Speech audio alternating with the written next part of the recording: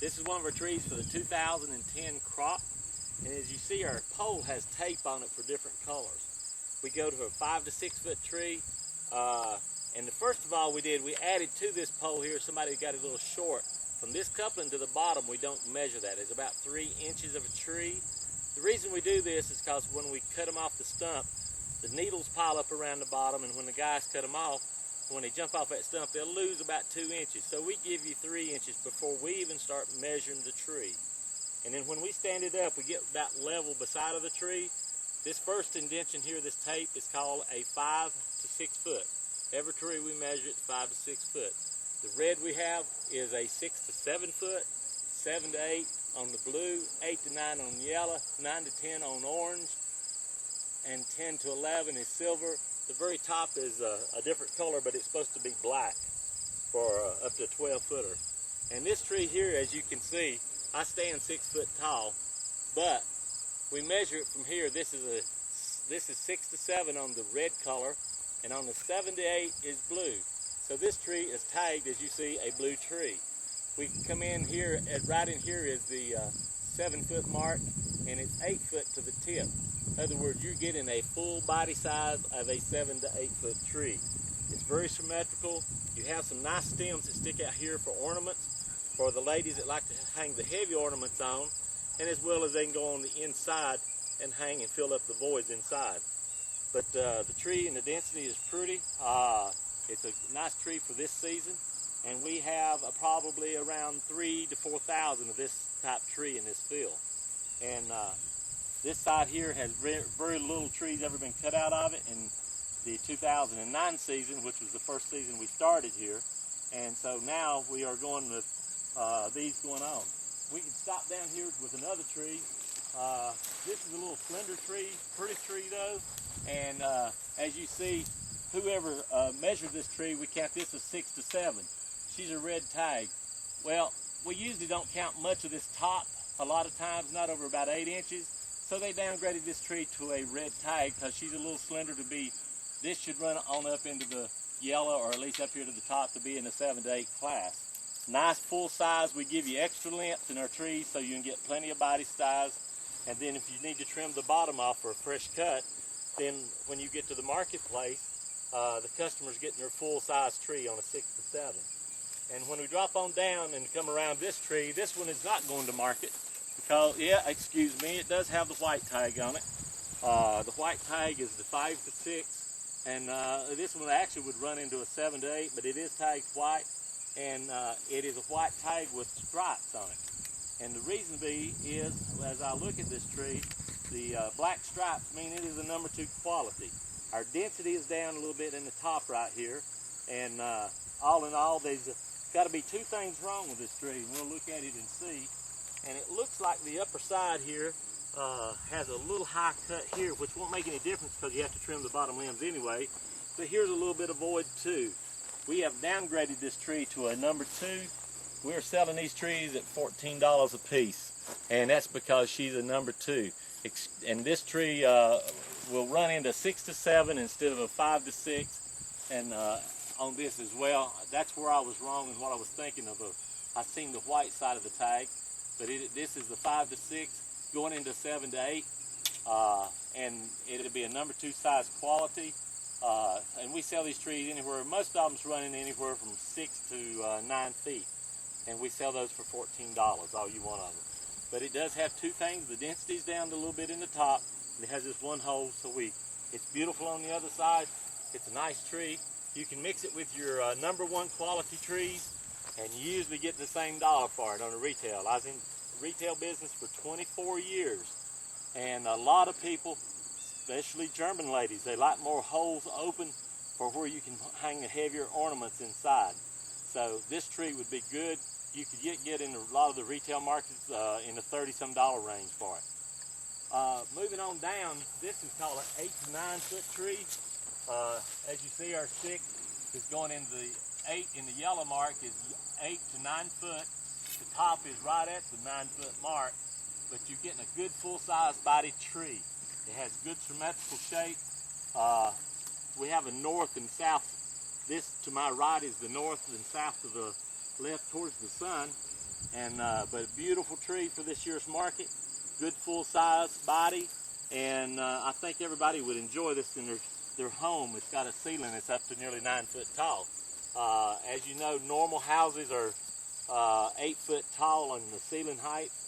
Cathedral ceilings and or vaulted ceilings, they can handle this tree, and it'll be pretty, because when it goes on the stand, it will lift a little bit, and that's where they got to have a little bit higher space. Again, they can trim bottom limbs to make wreaths out of, or use the branches and decorations in their homes. And the fresh smell of these Fraser fir buds go a long way with everyone. So this is some of our trees and how we measure them for the different sizes, from 6 to 7, 7 to 8, 8 to 9, 9 to 10, 10 to 11, and 11 to 12 to the top. So every tree's measured and tagged, and then either they're not tagged, then we sure them tight for the following year and let them come on to the next year. For some trees that don't make it, we let them get real loose, and we cut the greenery for the wreath market, and we make wreaths for the Christmas tree business and season of that year. Okay, we'll travel on and show you some more trees here in just a moment. Okay, this is a nice 7 to 8 foot tree. As we've been talking before, I'm standing level with the stump side to side. We've got the 3 inches on the bottom we don't count. And then here's the 6 to 7. The stem is right at the top. It starts from the 7 to 8 foot. It's only counting, probably we're hitting right into 4 inches on the top stem to get it in the 7 to 8 foot class. And the top is almost to the top of the color code. This tree's only got about 12 inches. Sometimes we leave 14 inches for the top for the Christmas tree people on the tree lots. They look good. Some ladies like to put a big red bow in the top of them. It gives them something to tie to. Other people want to put an angel on top or a star. They will clip the top out so they can get it on there. One thing in Fraser fir business that everybody likes is it's a fresh tree that it grows on the back side is a flat needle. It pretty well don't show, and it's got a half moon on top. And if he can zoom in on this, you can see this as well. The tree's needle pod is real pretty, and it's dark green on the top sides. And you'll see a half moon shaped needle. You can see the bottom where it's almost flat on the bottom sides, and then you roll down and you see a half moon shape on the top, which is dark green. The other things everybody likes is these buds, the Fraser fir bud, and that's where it sprouts the next year.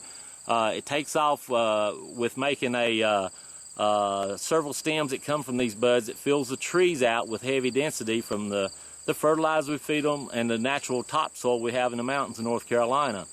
Good thing of it is these also, when you put them in your house, as we cut these trees fresh in early November on into the December months, as we fill the markets of the retailers, these buds, when you put them in the house when it's warm, they have a real sweet perfuming evergreen smell.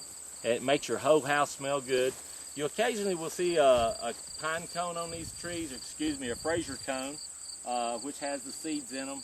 We have to pull these cones if they get too heavy, because the tree will try to put more growth in the cone than it does in the greenery on it. To keep these trees fresh, when we cut them every year, we ask people to start them on warm water.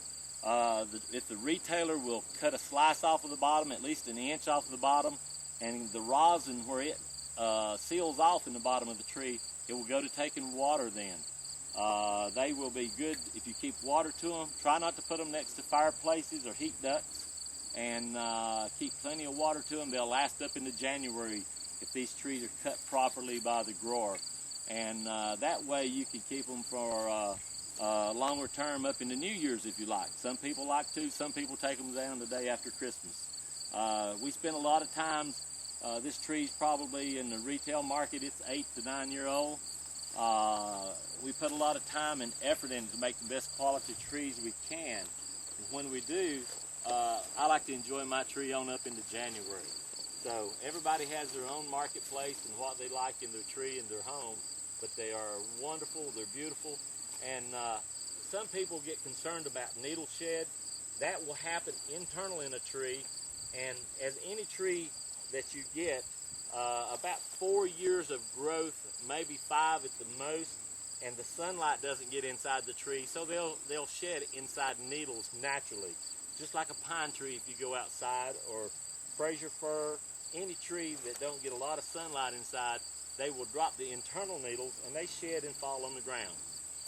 You can shake these trees after we cut them and the needles will fall out, and there'll be a little bit of fallout on the tree lots. And if they shake them out real good, the tension on these needles will hold good for the season of your Christmas holidays. One thing we look for as we get a little later in the season is some good cold weather. The reason being the rosin sort of sets in these needles and holds them in place. And when you get on a tree lot, if you check and you pull down the needle line, those needles stay good and intact. There is no problem with that tree. I have seen people want to take them the other way. You can take and go the other way down the stem. If you pull it real tight, even in the field, you will pop needles off as these trees are correct. I seen on a news channel one time they pulled in the tree needles in a negative position, and when they do that, the needles will come off. That is not the correct way. You pull it with the way the needle grows. Outward, if they stay on that stem, you have a good quality tree. The only needles that should shed, as you'll see here, is a few that just fell off where they've been shirred. They will be turning brown and fall off. Most of those are inside of the tree.